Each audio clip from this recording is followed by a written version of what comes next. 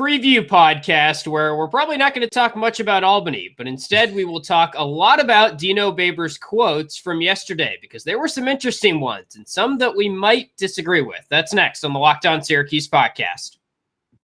You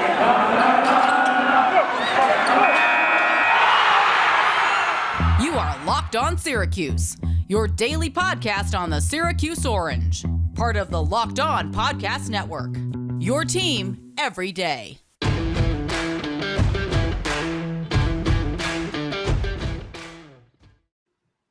Okay, here with you guys every single weekday, talking Syracuse football, talking some Syracuse hoops when it is noteworthy. Right now, mostly football, though there was the schedule release. The schedule, yeah. I took a glance at that. When's the last time Syracuse hasn't played Duke twice in like a normal schedule? I can't remember. It feels like it's been 3 or 4 cycles now. It is Duke at home, right? I took a glance, but I think I saw they're at home. Duke twice, home and home with Duke this year again. Sweet. All right, well, I'm all for that. Coach K's last year, bring him on to the Dome. That'll be a big game. I don't know why I shout out to Matt Norlander. He tweeted this, but he was like, doesn't really make much sense to release the ACC schedule at Thursday at 7 p.m. when you got NFL football, college football on. Like, why can't we do this? I think he said Tuesday at 11 maybe would have been a little bit better. Didn't Jim Phillips say football first? Isn't that his big mantra? Yeah. Like, what's going on here?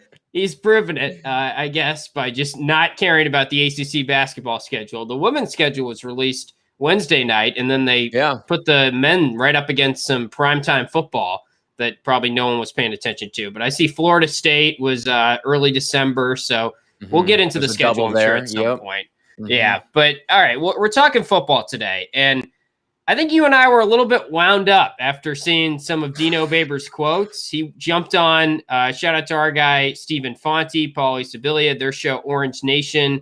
I believe Steve was the one interviewing Dino Babers today on Orange Nation. So we're talking Thursday during the day. And he basically said, all right, look, I'm going to make a decision after this game on the quarterback, and I'm tired of doing the 2 quarterback thing. And after Albany, no matter what happens, I am picking one, and I'm just going with it from there. And I'm tired of doing the 2 quarterback thing. So what did you make of that quote from Dino Babers today?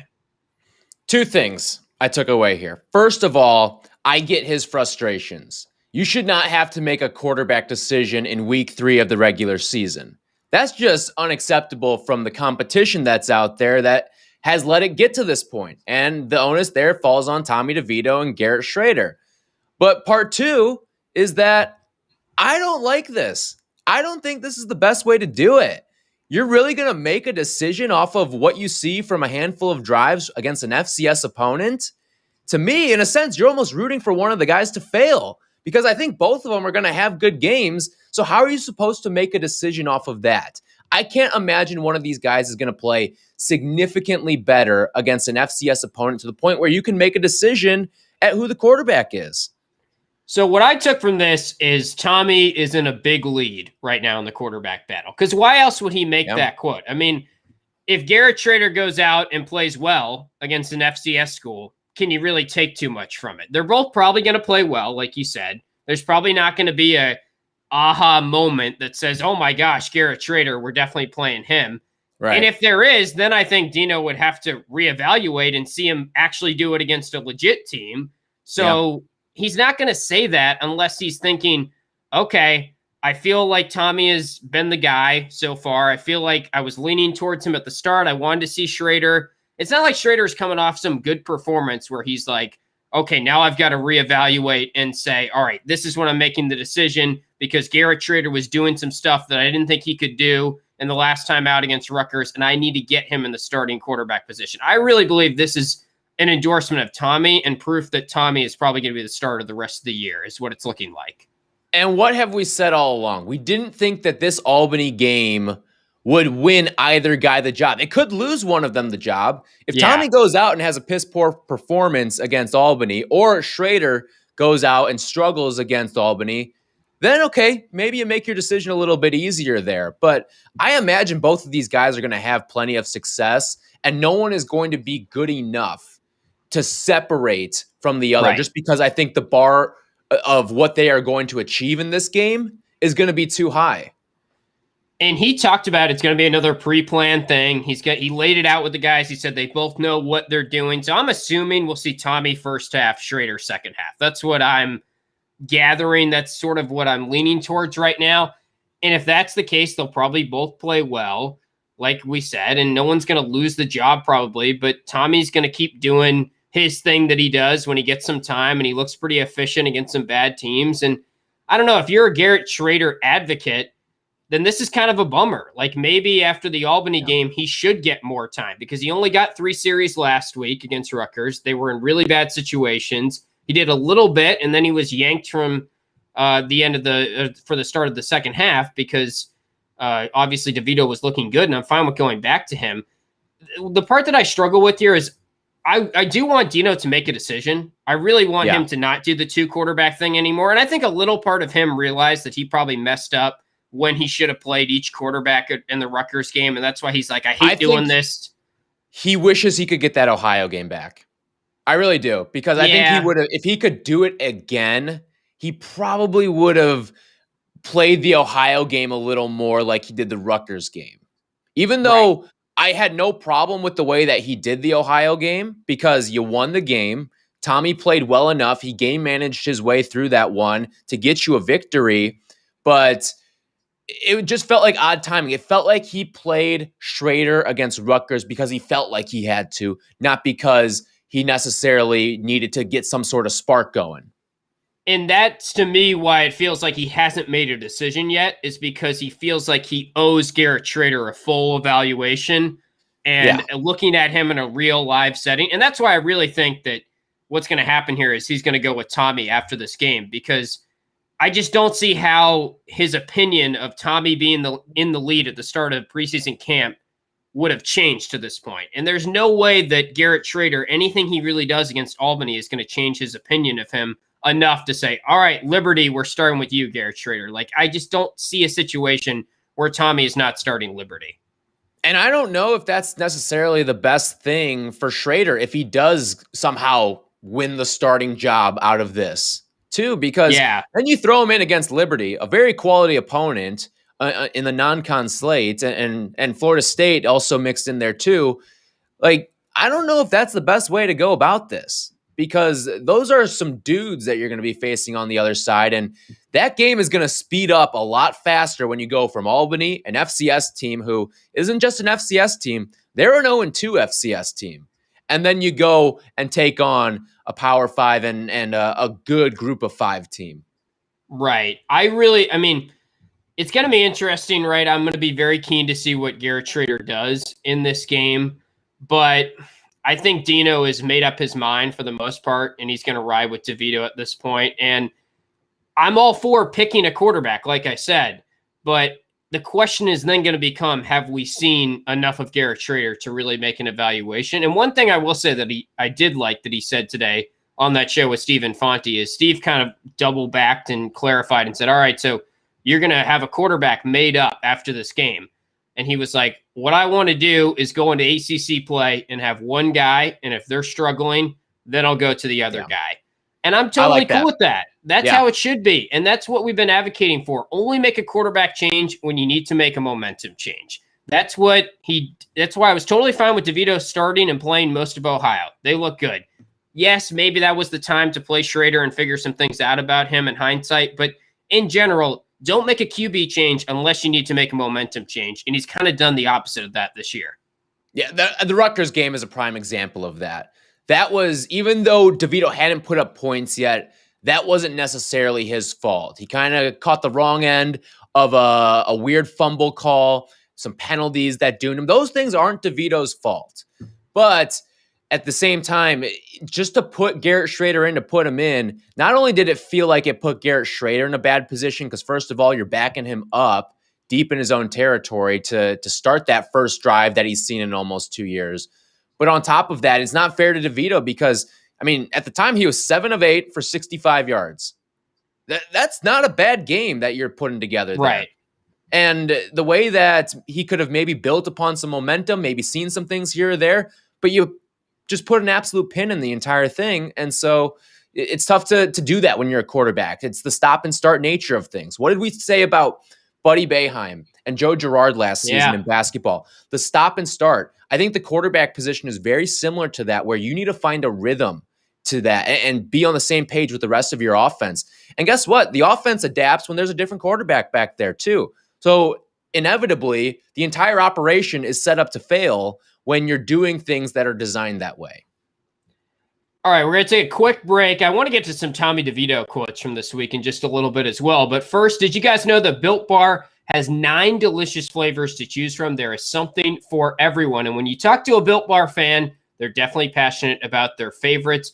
Tyler and I love some of the double chocolate ones. The cookies and cream are some of our favorites. I also like the strawberry one. That's been one of my favorites recently. Been dipping into that one a little bit more. You can pick out your customizable box today. And if you want to just try all the flavors, you can get a mix box where you get 2 of each of the 9 flavors. Try them all out, see which ones you like, and then you get your true customizable box the next time around. So not only are Built Bar flavors the best tasting, but they're healthy for you as well. 17 to 18 grams protein, and the calories are just ranging from 130 to 180 calories. Order today and get the grasshopper cookie or raspberry or whatever you like. Built Bar is the official protein bar of the U.S. track and field team as well. Pretty cool. So go to Built Bar, use our promo code LOCKED15. That'll get you 15% off your next order. Again, that promo code is LOCKED15 for 15% off at BuiltBar.com. So also earlier in the week, we haven't really got a chance to talk about this. You did the podcast by yourself yesterday, which shout out to you for stepping up. Our schedules didn't really line up. Thank you. Yes. It was lonely. It was very good. It was very lonely. Yeah. I needed some people to bounce some ideas off of yesterday. I had some Dino thoughts, had some stuff about this Albany game, how Dino should go about it, but glad you're here so I can bounce some things off of you today. Well, I was happy to hear your rant about the movie quotes. That's something that I'm with you on. That rubs some people the wrong way. Well, I mean, I guess the movie quotes just have always bothered me, so I'm not saying that he's like faking it or trying to change his personality. I saw someone tweet at us about that. I'm all for keeping to your personality. I got a thumbs down. I got a Javi Baez thumbs down from someone on Twitter. Can you believe that? Oh, man. Shout out to Demi Dome. Yeah, okay, it was He's him. a loyal listener right, of the pod. I love the interaction. And hey, you're welcome to disagree with us. That's what we're here for. We're just here to engage with people, all right? So feel free to tweet at us. If you like something we say, sure, we'll mention you. If you don't like something we say, go ahead. We'll mention you as well. We don't care. Right. So speaking of things that I didn't like that were said this week, Tommy DeVito, I believe, was talking to Stephen Bailey. Maybe it was when they did the player availability this week. But anyway, Stephen Bailey writes a good article over at Cuse Nation. And basically the headline of the article is DeVito saying, I've done exactly what I need to do to get the job. And I'm not disappointed at all in my play. And I think I should be the starter. And And look, Tommy DeVito should believe he should be the starter. I have no problems with that. Mm-hmm. Where I really have a problem, though, is him thinking that scoring 7 points against Rutgers is doing all you can to get this job. And it comes across to me as someone that understands that he has a lot of things working against him. He understands the wide receivers weren't great in that game. The offensive line hasn't been good.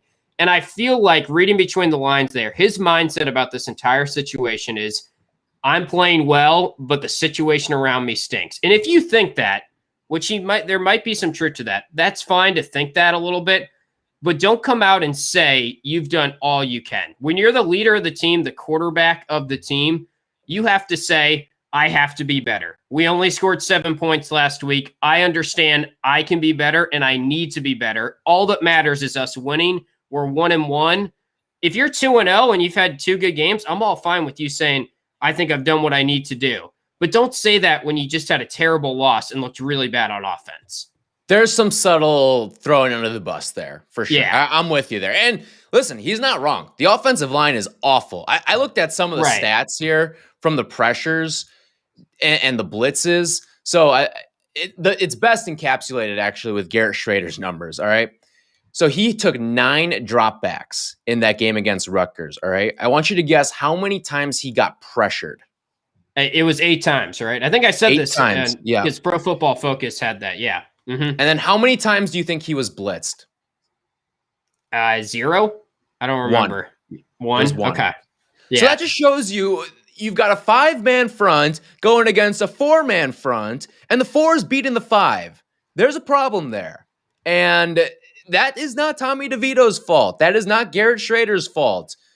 It ultimately falls on head coaching because that is where the recruiting is done here and personnel development as well. So, yes, there's a lot working against Tommy. I think a big reason why he may be saying that he feels like he's done what it takes to win the job is he's at practice. He sees every throw that Garrett Schrader makes. We saw the sort of WTF look he had on his face when Garrett Schrader was in the game for him during some of those drives against Rutgers. I think that kind of says it all. I don't think it's necessarily him thinking that he's done enough. I think it's him having seen what Garrett Schrader has done in practices and in games and saying to himself, there's no way I'm worse than that guy. It also makes me even more confident that he's in the lead in the quarterback competition right now, and Dino has basically told him as much because he's not going to come out and say that unless Dino, who obviously met with his starting quarterback after this game and talked about his performance, said positive things about his performance. And Dino probably said something to the effect of, you're doing all you can. We just got to get the wide receivers. Those choice routes weren't great. Like, we got to make sure that we don't get in 3rd and longs, but just keep doing what you're doing. Like, he probably said something like that to him, and then DeVito was just relaying that, and that's why he feels like he is on course to be the starter, and he has done all he can. So I really think Tommy's going to be the guy going forward based on the quotes I've heard this week. I still have a problem with, as a leader of this football team, you saying something that subtly is throwing the other players under the bus. I don't care if you had the best game of your life and you lost that game. You don't come out and say, I've done exactly what I need to do. Your number one job as a quarterback is to win the game, and you lost the game and you didn't do anything productive on offense in the second half. I need the WWDD. What would Dungy do? Because talk about a guy who was the most selfless player, the ultimate competitor, the ultimate teammate. And he never threw his guys under the bus. There were plenty of times where he was getting killed back there because of bad offensive line play, because of bad receiving routes. He never had a great running game to go alongside him as well. He could have complained. He could have done the whole 9 yards of it. He never did. What he always did after every single game, when they lost, whether they won and maybe they won ugly, he took the onus on himself. He always put the blame. He was always the first to accept it and say, I have to be better. And that's what I want to see out of my quarterback. That's what I want to see out of my leaders.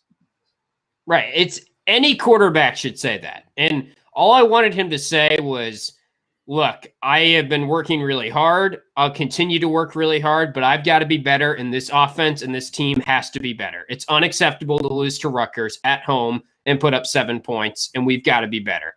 And he basically said the opposite of that. He made it about himself and said, and I get it. Like, the question was posed asking how he has done. So I don't blame him too much, but just don't say you've done exactly what you need to do, because we all can, like, you don't win quarterback battles by putting up 7 points. No, you don't at home. Right. Exactly. So anyway, we will come back in just a bit. Going to take a quick break, and then we'll dive into the prop shop. But first, football is back and better than ever. All eyes are on the gridiron as teams are back to start another football season. As always, BetOnline is your number one spot for all the pro and college football action this season. With a new updated site and interface, even more odds, props, and contests, BetOnline.ag continues to be the number one source for everything football. Head to their website on a mobile device or a laptop. Sign up today, totally free, and receive a 100% welcome bonus. That's double your initial deposit just for signing up when you use the promo code NFL100. You can also use our promo code Locked On. You got football, basketball, boxing on there, even some of your favorite Vegas casino games. Go over to BetOnline, the fastest and easiest way to bet on all your favorite sports. It is betonline.ag with our promo code Locked On. So the prop shop this week, just a refresher on last week. I think you won again. You were up 100 last week. You went 4-2. This is a much needed comeback season for me here. Yeah, much I mean, needed. It's still early. We're 2 weeks into this thing. A lot of ball game left. A lot of ball game, right. and I've got an extra week to work with here. I've got an extra week to piss away some money. Exactly. So 5-7 is my record, down 280 fake dollars on the season. You're 4-2. I didn't add the other together. So you're 4-2 plus 3-3. All right. So you're 7-5. Yep. Yeah. So you're up $100 to this point. Our first prop, another Garrett Schrader question. I didn't really know what to set this as. So again, we can do some line movement here in the process if you want. Garrett Schrader over under 4.5 drives. Does that feel like a good number? So I went back and looked at the last time Syracuse played an FCS opponent before I made my pick here. And they had 16 total drives in that game. So we're probably going to have to alter this number. I would set it at 8.5. I think 8.5 is a fair enough number because let's say, I'd imagine it'll be about the same, like give or take one drive, I'd imagine.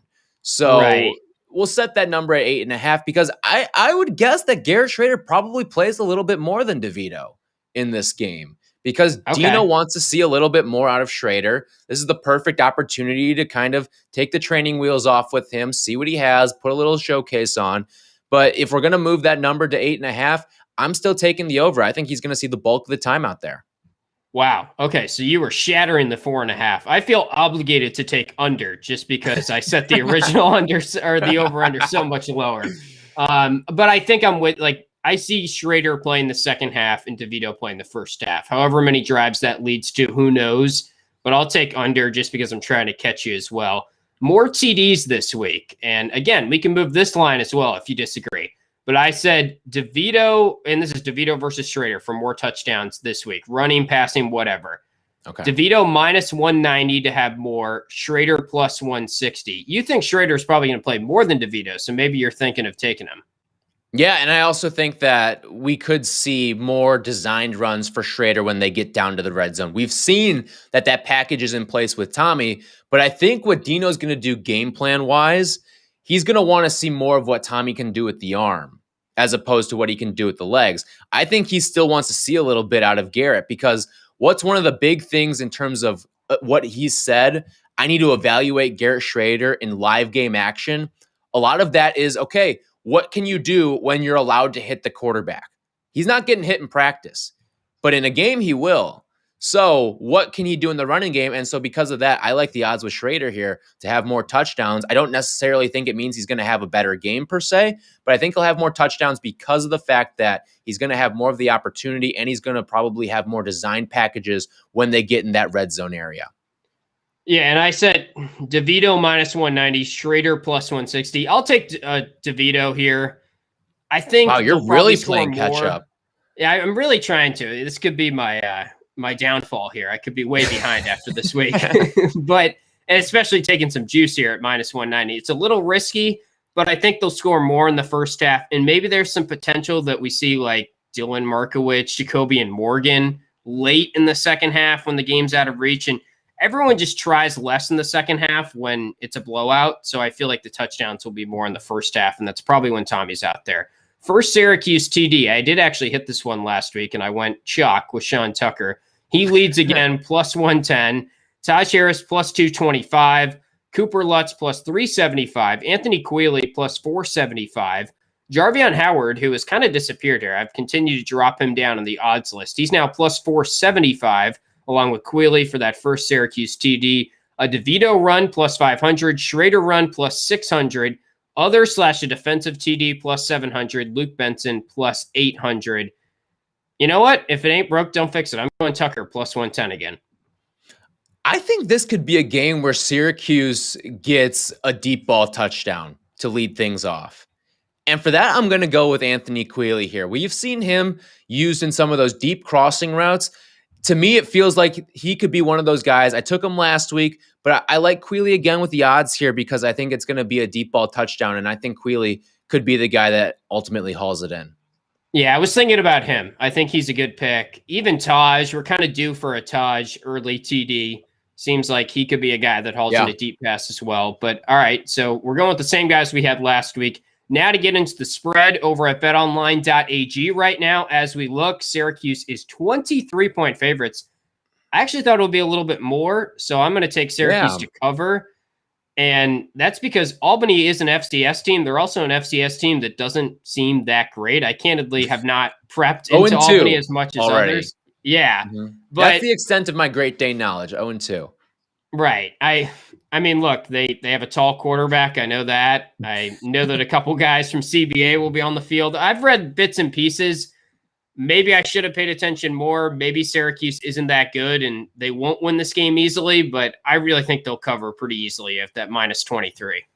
I read a stat too. Syracuse has only allowed 27 points to FCS schools in the Dino Babers era. And I think that, so what's that? That's 5 games, because you get rid of one of the pandemic seasons. So you're averaging you're only giving up about a touchdown a game. So for that reason, I'm going to go with Syracuse, because I think they're going to score at least 28 points here. So I like Syracuse to cover. Over under is 44. Go Cuse there with that number. You going over? Yeah, why not? I think this could be a game that the offense really pops off. And you got two quarterbacks Syracuse might get to 44, right? Like if they're going to cover 23. And I think that with Syracuse too, you've got two extremely motivated quarterbacks here. They were going to want to put up some points and get the offense moving. And this is going to be the worst defense they face all season. You put up 29 against Ohio. Right. This team, I think, is good enough to put up. I don't think they're a great team by any stretch of the imagination. I don't think they're a good team. But if you're good enough to put up 29 against Ohio, you should be good enough to put up 44 at home with two motivated quarterbacks. Yeah, and Sean Tucker should have a huge day on the ground, you would imagine. And that is so big for their offense. Once they get the running game going, that opens everything else up. It's Albany. I think they will hit the over. And I think we have both hit the spread so far, because we went Rutgers last week. We had Cuse to cover in the first game when they were shockingly, it gets even more shocking the more you think about it. They were dogs to Ohio. I don't know what Ohio did on Thursday night, but I saw they were down. Last I saw, they were down 3 touchdowns to Louisiana Lafayette. So that opening week win is looking less and less impressive as we continue to move on.